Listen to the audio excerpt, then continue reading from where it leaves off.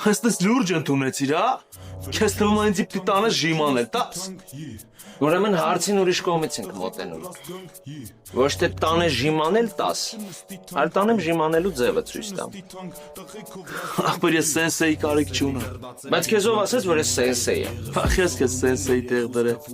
Դու հասկանում ես ինչ ես խոսում։ Կարող ես մեկը կասկածեր, հա? Արի դուս էլ։ Մեզ մենակ թողել է։ Արի դուս ասեց։ Գնա գալիս է։ Ինչ վատ բան ասեց, որ տենց ընթաց տվի։ Ախպեր բանի քով է, որ ես իր այդ գրա ֆիզո անելու։ Չլսեցիր, որ հանձնարարվեց։ Չլսեցիր, որ ասես մի շաբաթից ստուգելու եմ։ Լսեցի։ Բայց դա չի նշանակում, որ ինքը երբ ուզի պիտի տանի ինձ ֆիզո անելու։ Տղեն շատ դոբրիով ասաց։ Իր ասածների մեջ ոչ մի վատ բան չկար։ Խիտ ես պատասխանեցիր։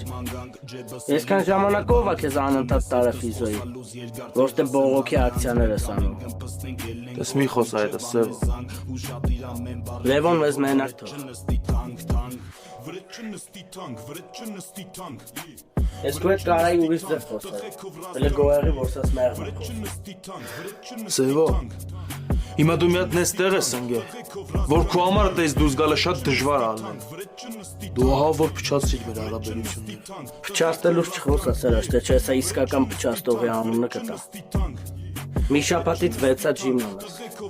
Ես էլի կողով ես տուֆտեքի անցնում եմ ու վերցում եմ քեշը որ դեից պատահի շփում եմ ամսա մեջ ֆնդոյի վրա տարված սաղ վիզ դրածը քո պապայի որ չճանաչեի կարող է հավատայի որ սաղը ձինված եք ու միշտ է պատրաստ եք բայց դու գիտես մեր Երևանն է սաղին է լավ գիտենք սաղն են զգաստ